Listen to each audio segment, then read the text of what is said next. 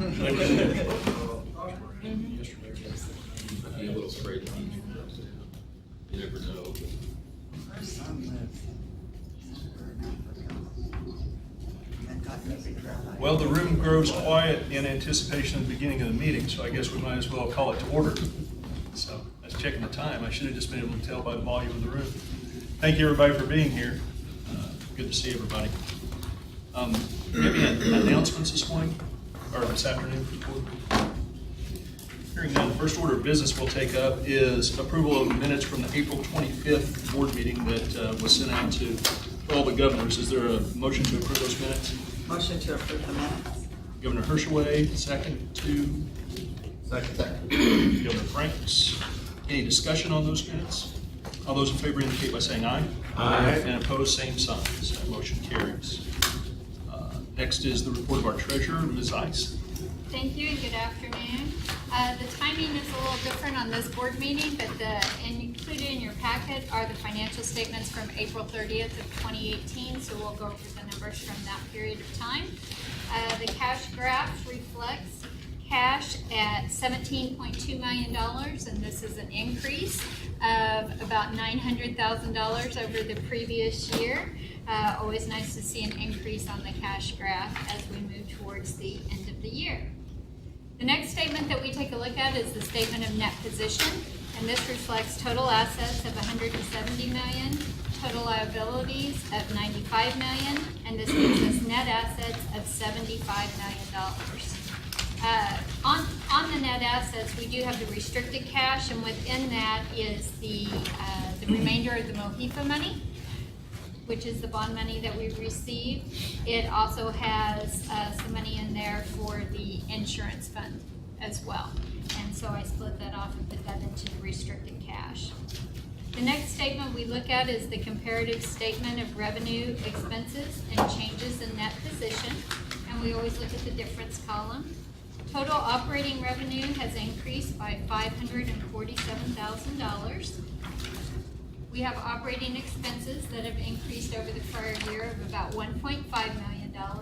And as I've mentioned a couple times, a big piece of that is showing a scholarship increase of almost $700,000.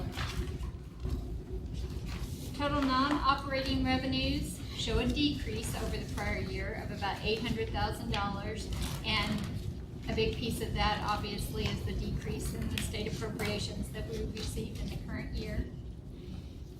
Income before the revenues for the current year is at $5 million. The prior year was at 6.7.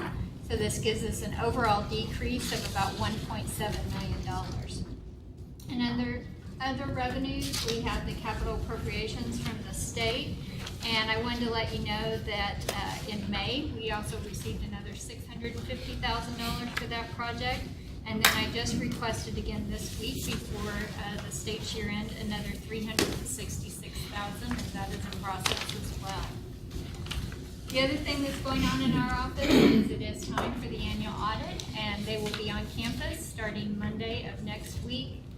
They start their review with the student financial aid records, and then they will do some finance walkthroughs while they are here.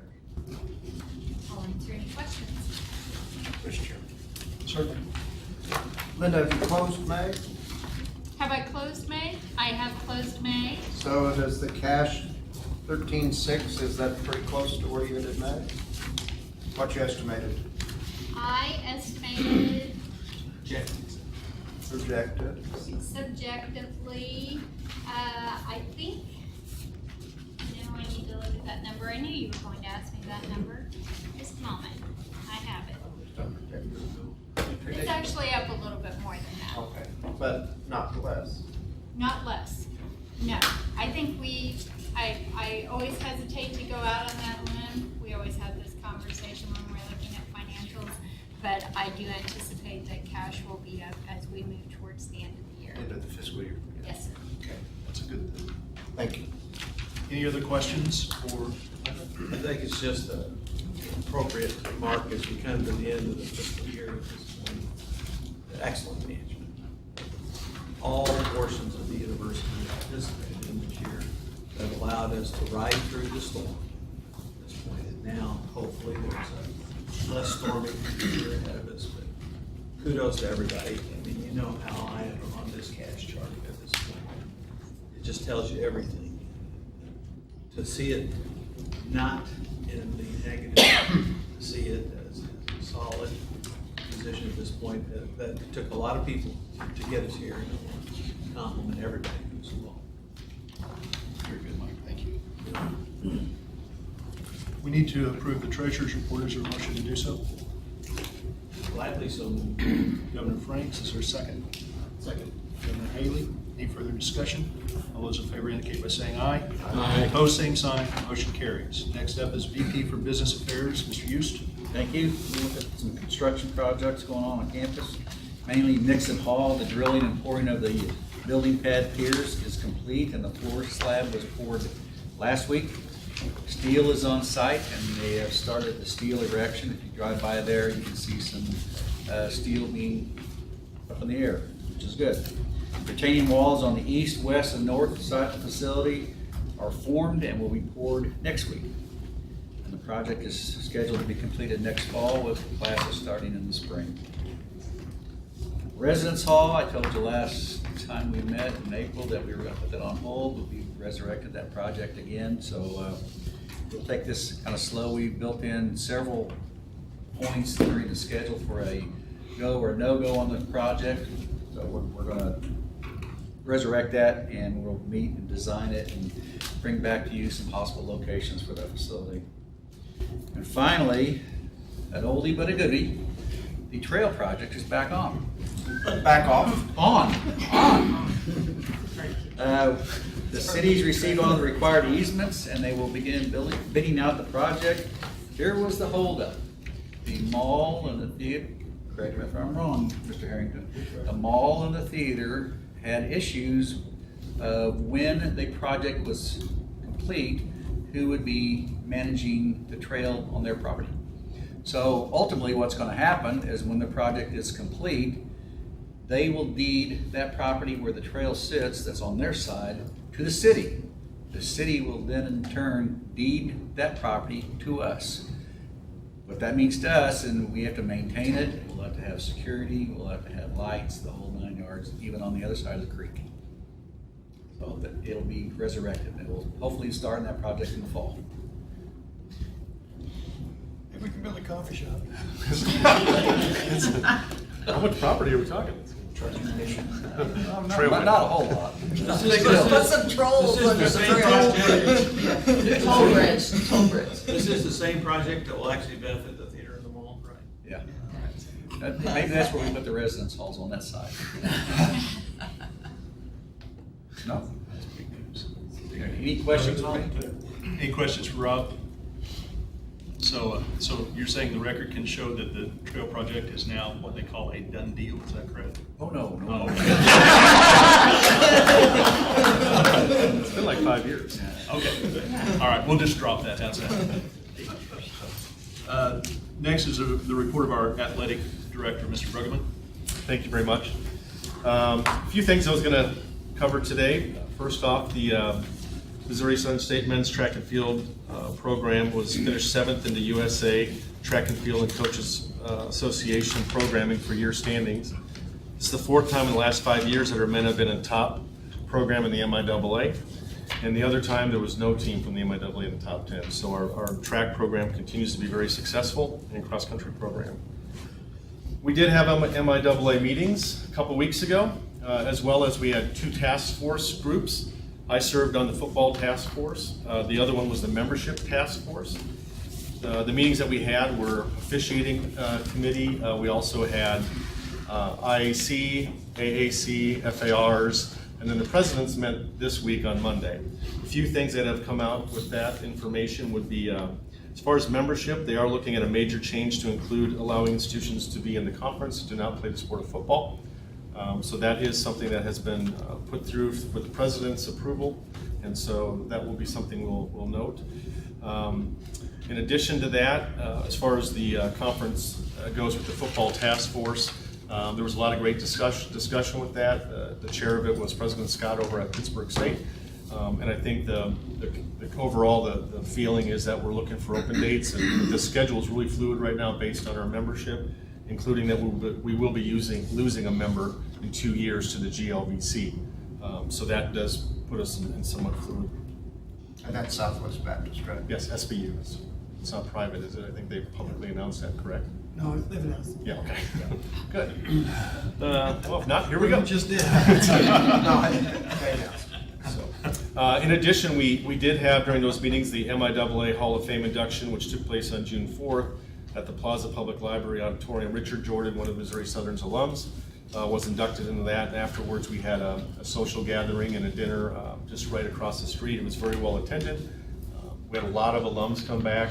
We had a great representation at that event, as well as we knew we were in contention for it, but the Ken B. Jones Award winner, which is a Missouri Southern student athlete, Allie Heckemeyer.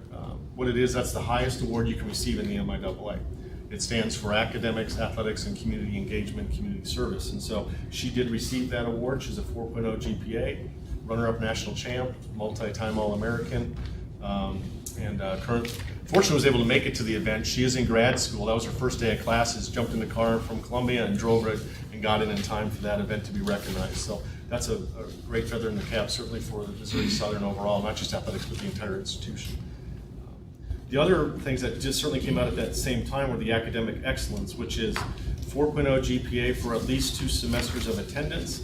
We had 8 student athletes that have received that award, meaning 4.0 and their cumulative 4.0 GPA. So currently we sit with 8 student athletes with that. And then we also have something called the Scholar Athlete Award winner, which is an MIAA recognition, which is a 3.5 GPA or better.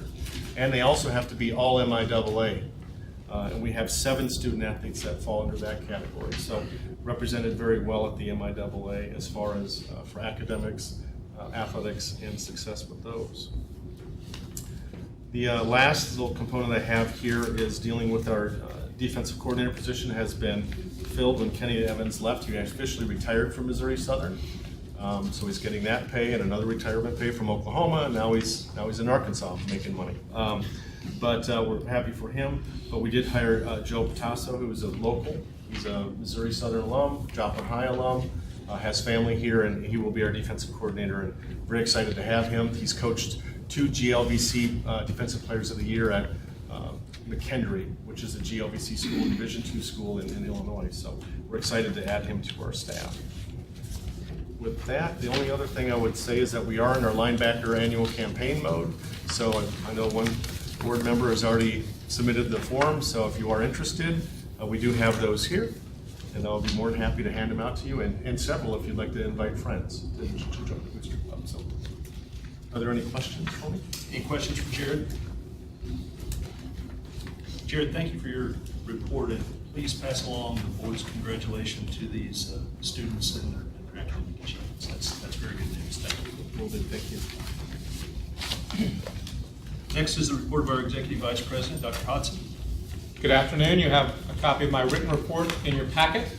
But I begin with Crossroads Magazine, which we also provide you a copy of that publication. This was sent out earlier this week to about just over 35,000 alumni and friends. And each time I say it, but as if it couldn't get better, every time it gets better and better.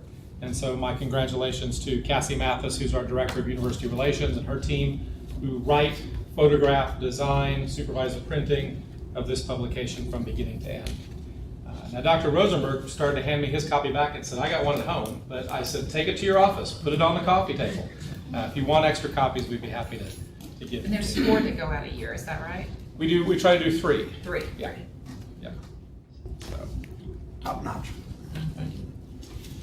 In the written report, in the center section, we talked about Crossroads Magazine. You'll also see the Sam's Club logo. I'm pleased to announce that we've been notified that Sam's Club in Joplin will begin carrying Missouri Southern apparel and merchandise this fall. And so you'll recall last meeting it was Target that we announced. The meeting before that it was Walgreens.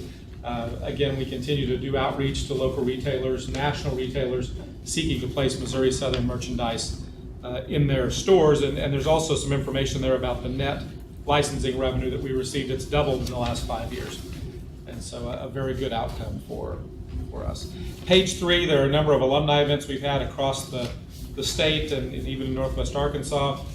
And then finally, the back page is a summary of work done by the Missouri Southern Foundation at their meeting in mid-May. They brought on board 9 new members of the foundation board. They only had 1 vacancy, but part of their strategic plan is to increase the size of their board to be able to have some additional committees and more robustly staff the committees they already have and engage more of our major donors. So they brought on 8 additional members you see listed there, and then 4 members were up for re-election and they were all re-elected. And then finally at the bottom you can see that effective July 1, Scott Boudreau will take over as president of the foundation. Nancy Good has done 2 one-year terms as chairman of the board and has done an outstanding job. Very good. Any questions for Dr. Hodson? What's the renovation that is being paid for here last? We had a former faculty member that provided funds for new furnishings and some technology in a classroom that she used quite a bit in her career, and the room was named in her honor in recognition of that gift. Kudos on the marketing effort. Very, very, very good. And this magazine is top shelf. I mean, very, very proud of this magazine. Good job. Thank you for your report, Dr. Hodson. Mr. Chairman. Sir. Brad, did the foundation adopt its strategic plan? It did. Okay. Yeah, it did. It's a finalized document. Thank you. Any other questions? Next is the report of the Provost and VP for Academic Affairs. Dr. Carson's not here today, so Dr. McCrane will be giving that. Thank you. So just a few updates from Academic Affairs. We're still in the midst of our faculty recruiting and hiring season, if you will. At this point, we just signed another faculty member yesterday, which brings us to 15 new faculty right now that will be onboarding this fall. And we still have a number of active searches going. Likely they won't all be complete before the end of fall semester, and so we'll use adjuncts in the interim until we find the right person for the right position. We have been working to sort of amp up or enhance our new faculty workshop.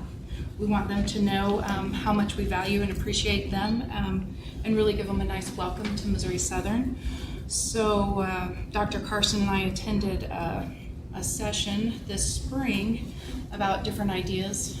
So one that we're going to implement this year is the day before we do our full day faculty workshop, we're going to take the faculty to lunch to a local restaurant downtown and then take them on a bus tour of Joplin, which will be led by Brad Belk. So we're really excited that he was happy to help us with that project. Our HLC, you know, is coming. They're coming in February of next year. So right now, we are working on submitting all of our data for the various criteria.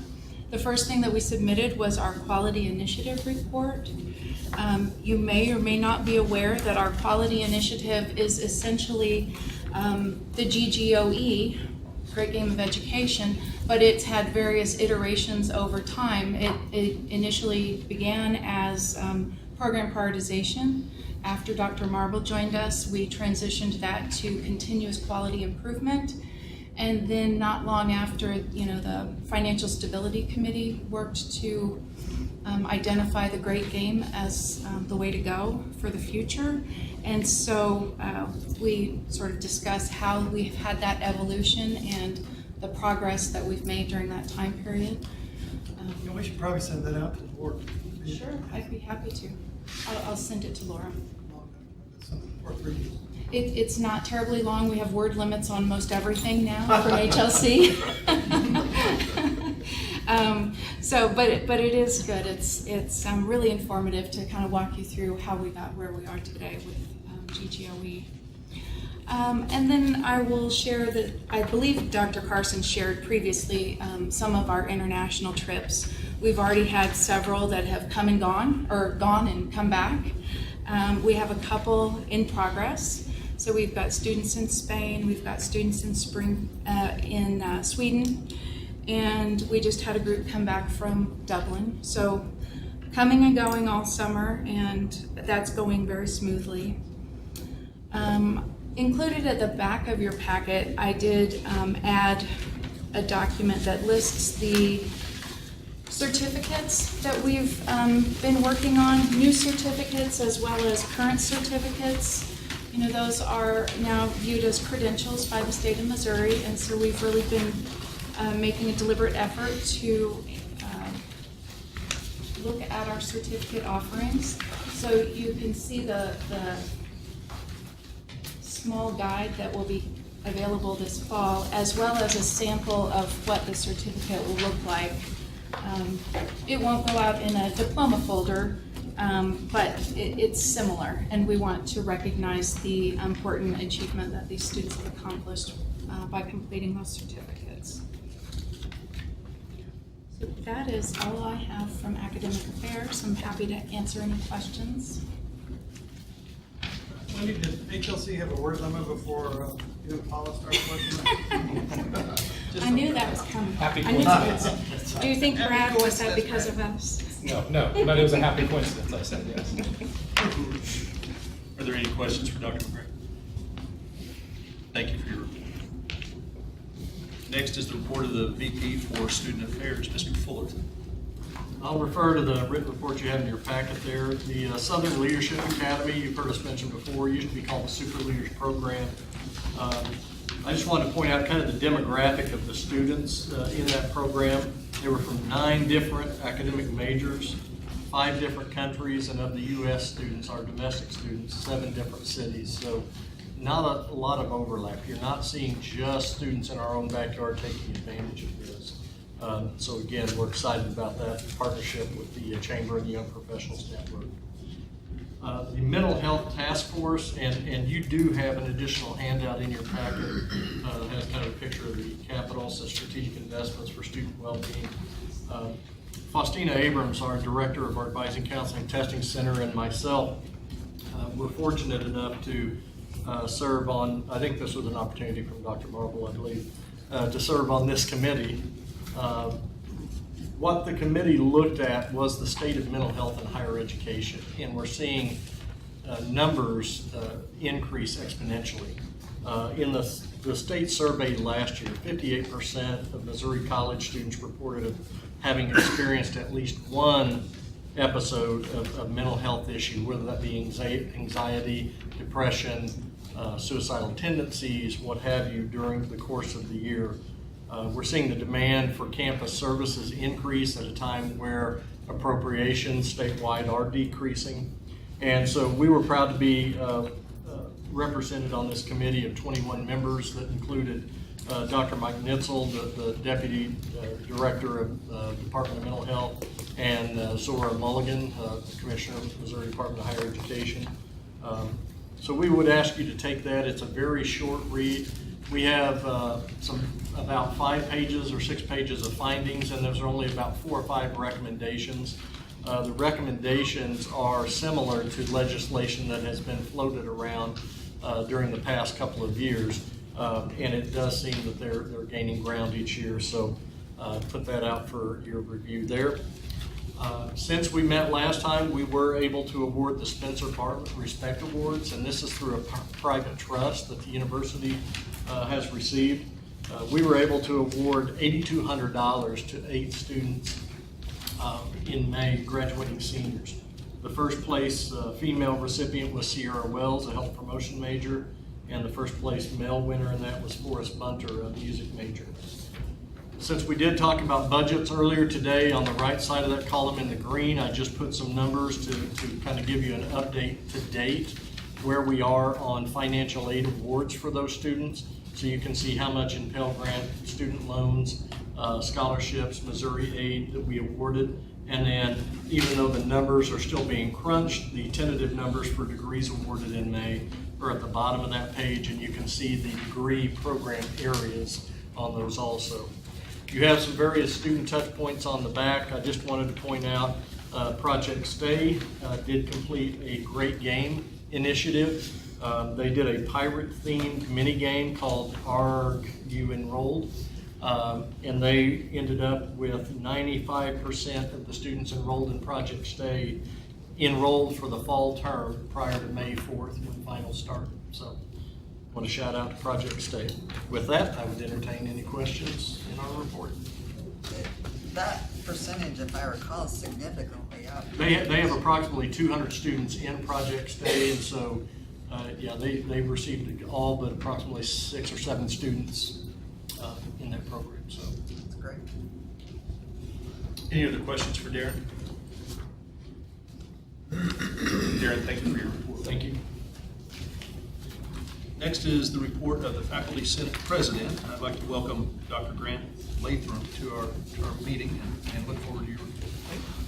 Thank you. Since this is my first meeting, we definitely want to take the opportunity to thank Dr. Nick Nicoletti and the Faculty Senate Executive Committee from last year for all the hard work that they put in. The last meeting of the Faculty Senate was May 7th, so during finals week.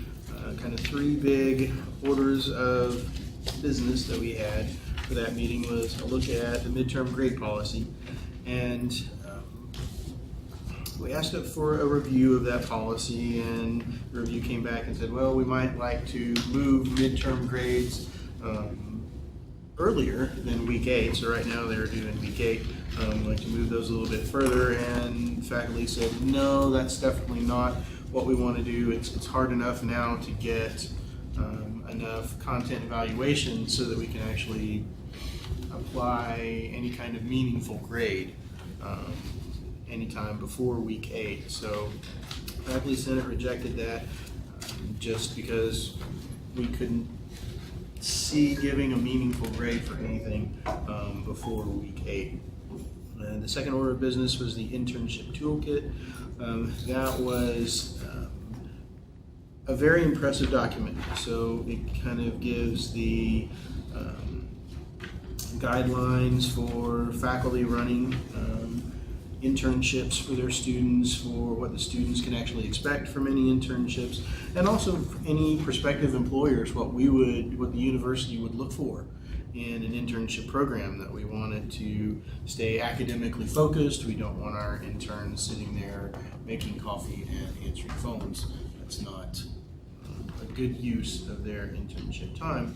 So overall, as a set of guidelines, it was a fantastic document and unanimously supported by Faculty Senate. The third order of business was the intellectual property policy that was put forward just for review of Faculty Senate. It's, I will say, Faculty Senate did reject that, mainly because it was, a lot of the policies seemed to be a little too broad, too far-reaching. There wasn't enough. What faculty wanted was a document that seemed to be more of a cooperative nature between faculty and the university as well. And so Senate rejected that, but shortly after that, Dr. Carson sent out a review for the faculty members to allow feedback to say, all right, what would you like in this policy? How can we change it? And so that's definitely under review, and we'll do that again for this fall. Just a little bit of a heads up, our new Faculty Senate Executive Committee. So I'm president, president-elect, Dr. Rebecca Mauser from the English Department, Dr. Nicoletti staying on as past president, Rich Espinoza from music, and Jim Lyle from theater, and Rich Laird, who is also from the math department. So we've got a nice, diverse range of experience on executive committee this year, and I think that's going to be a great benefit to the university. So if you have any questions, feel free to ask. Any questions for Dr. Latham? Thank you for your report. Next is the report of our staff Senate President, Ms. Frazier. Yes. Last week we had our staff senate elections, and we had 7 new senators added to staff senate, and I have them listed there on my report. And then on the back sheet, it has the full slate of the senators that will be, that will be the senators for 18-19 school year. Staff Senate, yesterday we had our meeting, and Rob Hughes was kind enough to come and give us a report. And he spoke with us about the process of the waiver that was going through. And he just, mentioned that there were comments that could be made in support or not support the waiver. And so he did not in any way suggest that we do this, but we chose as a group to craft a letter for the purpose of submitting to the Commissioner of Higher Education that we would like to support the university with the waiver. And so that's in the process, and we will be sending that to the Missouri Department of Higher Ed.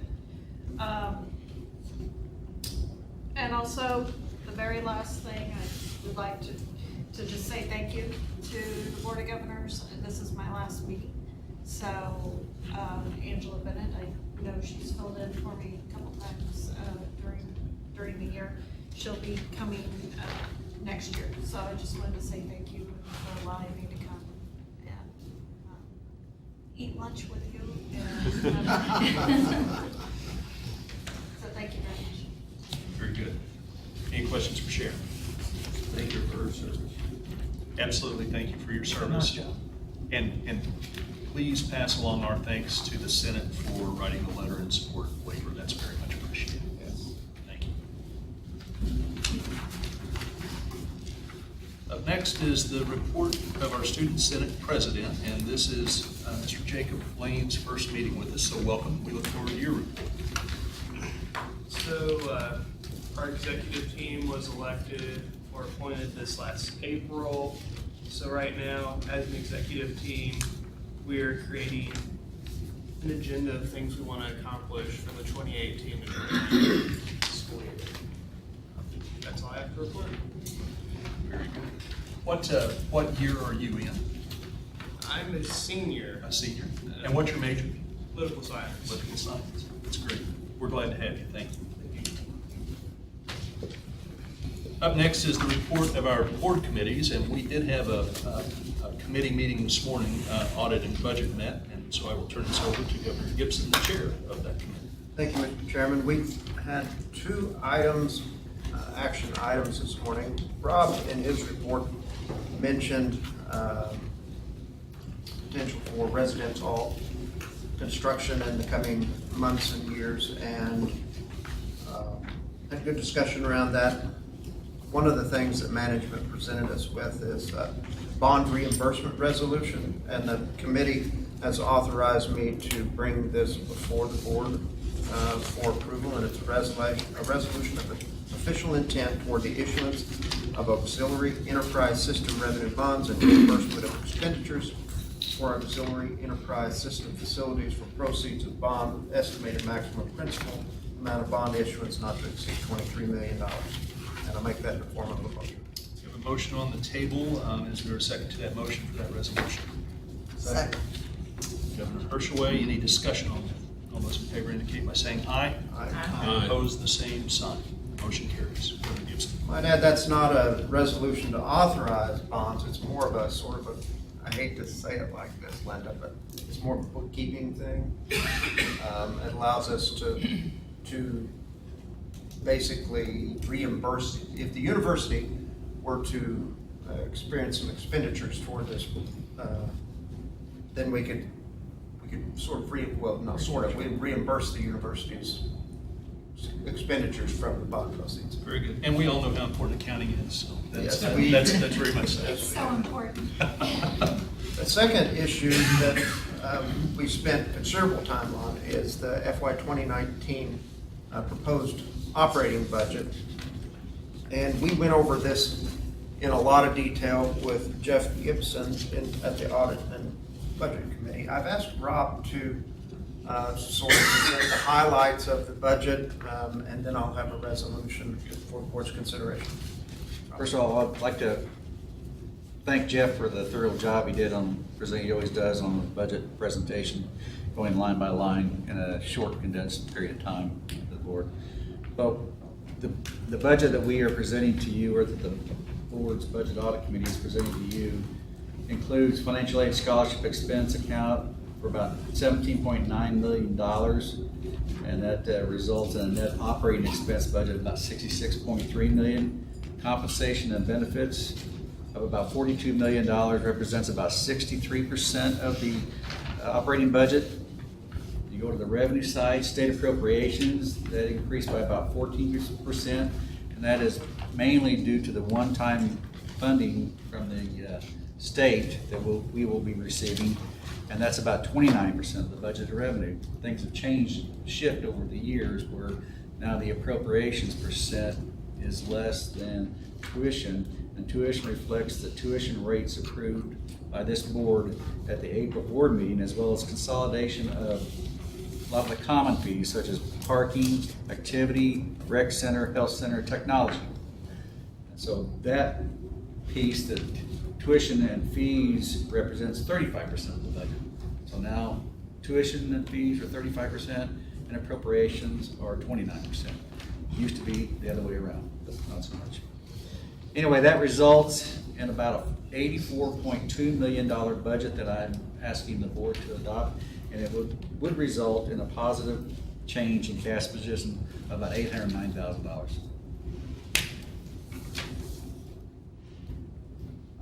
Mr. Chairman, some of my other notes I'd like to mention on this. Does anticipate a 5% reduction in credit hours due to the increase in tuition rates. It does include one-time deferred maintenance costs or appropriation to address deferred maintenance issues, $2 million. It includes $1.2 million for the joint dental school project with UKC. And it also anticipates a $1.2 million penalty from DHE related to the increase in tuition. Unfortunately, it does not include any kind of increase for compensation and benefits. That's something that the committee discussed and possibly will take up later in the fall. So my resolution is to authorize the administration to adopt an operating expense budget of $84.2 million for fiscal year 2019. So we have a motion on the floor. Is there a second to that motion? Second. Governor Haley, any discussion? All those in favor? Mr. Chairman, Sir. I can just tag on to Governor Gibson's comments here at this point. One thing we have to keep in mind is that all numbers from the state at this point are still contingent numbers. I understand we're going to adopt the budget. It's the responsible thing to do. I have no problem with that. We'll vote for it. But we do have to understand it's still a moving target from the state. We're still probably 30 or 45 days away from total resolution and certainty of all those numbers. Thank you, Mike. Any other discussion? All those in favor of the motion indicate by saying aye. Aye. And opposed, same sign. So that motion carries. That concludes my report. Thank you, Governor Gibson. I want to make a couple comments on the budget process to Jeff, Rob, Linda, and staff. It's good work. It's really good work. You know, I've been involved a lot in budget preparation through the years, and it's a lot of work, and a lot of times it's not appreciated work because it's just a document when you get done. A lot of work goes into this, and it's very much appreciated. So, thank you. Next is the report of our president, Dr. Marble. Thank you, Governor Comer. I want to skip the first part of my state budget report because Governor Gibson has covered it, so there's no reason to go back over that. What was included in House Bill 3, but I think it is important to reinforce Governor Frank's point that House Bill 3 has not been signed yet. So there's still some moving pieces and things could change. But one point that I did want to make in the first portion of my report is that our local delegation this year just did a bang-up job for us. they really went to the wall for Missouri Southern. And I think not only did they help Missouri Southern at a time when we need them dramatically, I think they started to change the tone in the Capitol. And this was probably the most positive atmosphere I've witnessed in the General Assembly regarding higher ed in the last decade. So I think we owe them a debt of gratitude, and when you see Senator Richard or any of our other local elected officials, please tell them how much we appreciate it. The second piece I want to talk about was MDHE, Missouri Department of Higher Education, and the waiver process that we're now going through because we did raise tuition above the CPI limitation. July 3rd, Rob, Brad, and I, and maybe one other, will make a trip to Jeff City to discuss our waiver proposal with 4 members of the department. We know it's the commissioner and assistant commissioner. We don't know who the other 2 will be, so we'll see. I think you've all read our waiver request. We forwarded that to you. It's not a secret document. I think it was very well written. We all worked on it as a group. Dr. Hudson put it together in, I think, a brilliant fashion. It makes our case about as well as we can make it. So we just need to go defend it. So we'll do that on July the 3rd. So wish us well. The great game and the university budget, those things are tied together. Let's just be honest. We wouldn't be in the position we are in now if we didn't have everyone on this campus working together to make things better. And we have saved money across campus. People have found new revenue sources. It's just been sort of miraculous. We went from an $800,000 deficit budget last year to this year being in the black if everything works like it should. And our cash balances may not shrink after all. The health insurance, obviously, being self-insured or partially self-insured technically has helped, but people holding down their expenses, it's just been remarkable. And the deal that we're making now too with folks that they can carry over some funds, or at least what we call carryover or rebudget, has helped encourage people, I think, too. At the great game now, we've kind of given them the charge to start thinking of a methodology of how we might reward or reinforce departments or units that just really do exceptional jobs. And so I think in the future we'll be getting some feedback from the Culture Committee on how to do that. And I also would like to say, join whoever said it earlier, that we need to revisit in the fall if we're in better financial position like we hope we are. That we need to look at salaries and we need to look at helping the people. If the institution is succeeding in a better way, we need to help people's financial condition personally improve too. So we'll be bringing you some recommendations later this fall. Once everything the dust settles on 11. Strategic planning, this is a piece you may not want to read because I really need to call you all back together again this summer to finish up our plan because we've gone through the mission, vision, values, with the SWOT analysis and some other work. But what we have to finish up with is to come up with 4 or 5 broad goals for the campus. And then all the departments and units can fit their goals into that. So sometime this summer, at hopefully not a too inconvenient time, I'll invite you all back to campus to finish up that work. And then just to close, Cassie, I wanted to again go back to the crossroads. This is one of the best pieces I've seen ever. And inside there's a lot of information, but one that jumped out at me was Dr. Tim Wilson, who's with us now, was on television last night, actually, on, I don't know what the network was, but I found it. It was a great show. It was sort of a cold case. Wow, this guy's in prison. I believe now, wrongly convicted, don't know. And so they went back and re-examined all the evidence, and he did a great job on blood evidence and on some other things as an expert from Missouri Southern State University. So really very good. In fact, the guy's going to get a new trial, right? So it was something that's pretty special. Great crossroads and a great presentation. Thank you for representing so well. Any questions of Alan? Alan, thank you for your report. Is there any old business to come before the body? Hearing none, we move to new business. And the first item I have of new business before we move into the agenda items is I have at my place a card here addressed to the Board of Governors. It says, "Dear members of the Board of Governors, thank you for your service to the entire campus community. and Missouri Southern State University. Sincerely, the Greek Council, and signed by them. One of the people who signed it is Jacob Lane. So thank you for the card very much. Is that written in English or Greek? It was written actually in Greek. I'm quite proficient in it. Thank you for asking. Is that linear A or linear B? Oh, we're going to move right along. Wasn't on the CPA test, or? Was on the CPA exam, Mike. I don't know. Debits by the window, credits by the door. I still remember that. That would be all Greek to me. Okay. First item under new business is consideration of tenure and promotion, and these are in addition to what we approved on 425. So, Dr. McGreen. Thank you very much.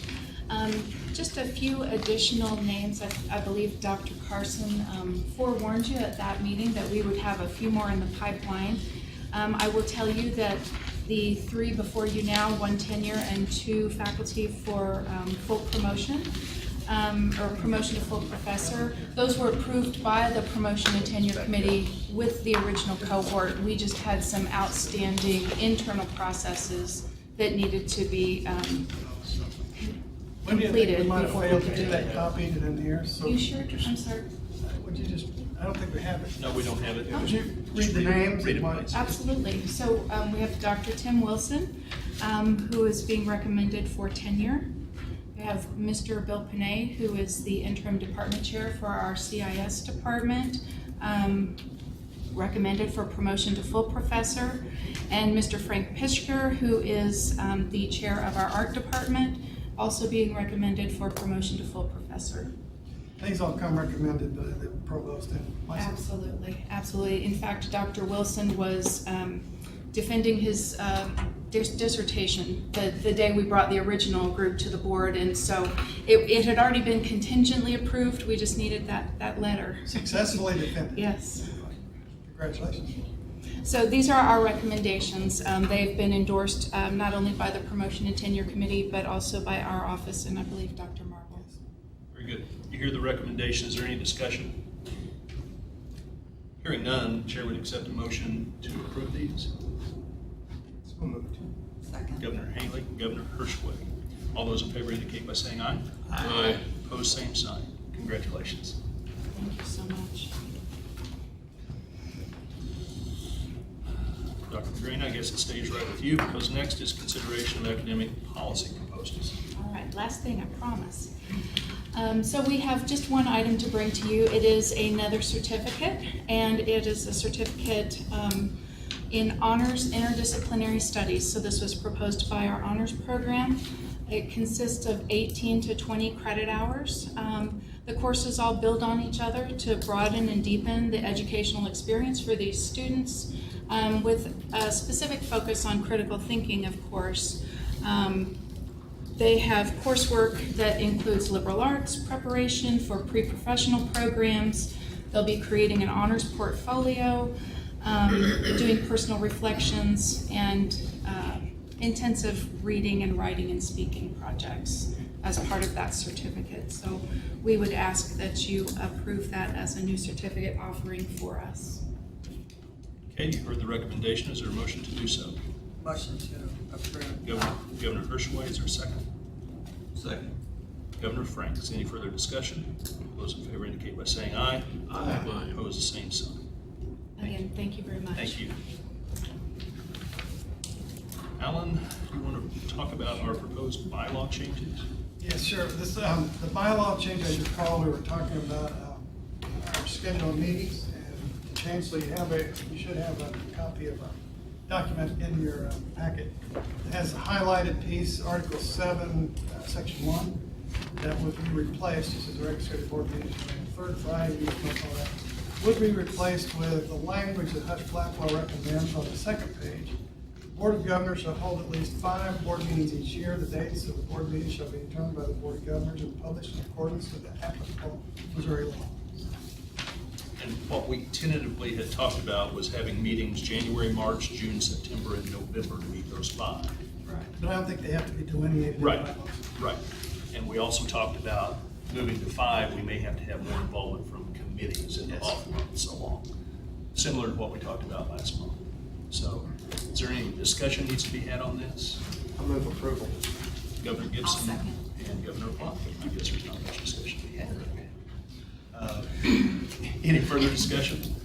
All those in favor of changing these bylaws indicate by saying aye. Aye. And opposed, same sign. Motion carries. Took us a year, we got it.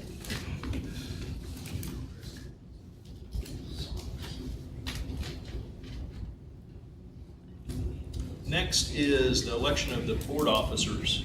Before we move to that, I just would like to, first of all, thank the board for allowing me to serve in this position for the past 2 years.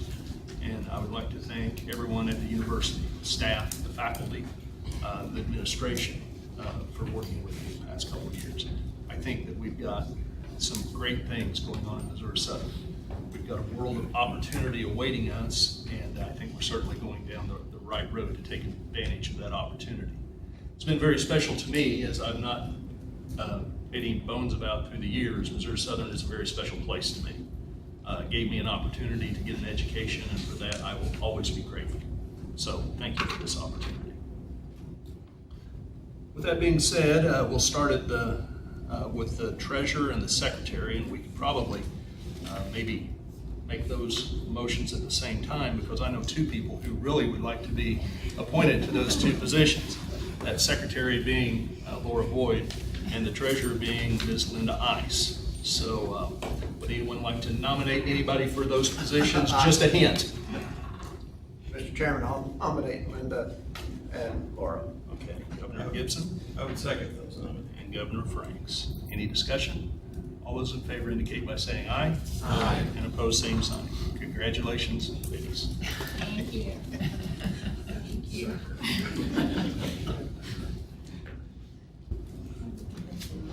Okay, so we now need to elect a vice chair and a chair. So let's start with the vice chair. Are there any nominations for the vice chair? Mr. Chairman, I'll nominate Governor Hirschway. Governor Gibson nominates Governor Hirschway. Are there any other nominations? I'll make nomination cease. We have that nomination on the floor, or that motion on the floor. Is there a second to that? Second. So all in favor of that indicate by saying aye. Aye. Opposed, same sign. Congratulations, you're a new vice chair.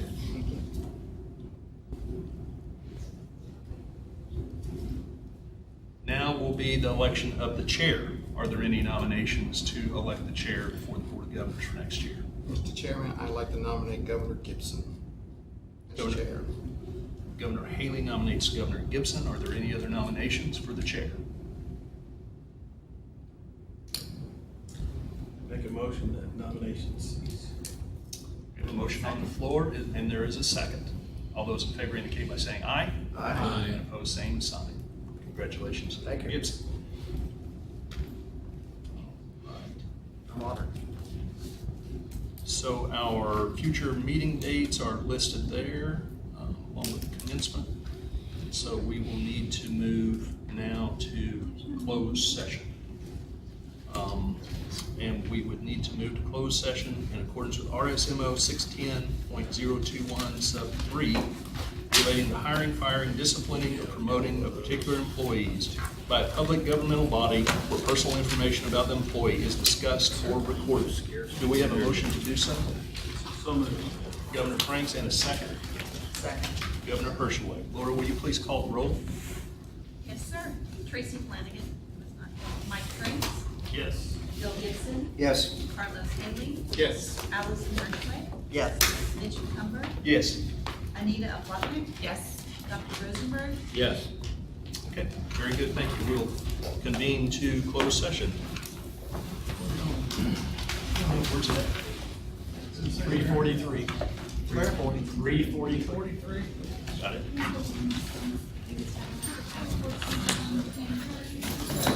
Thank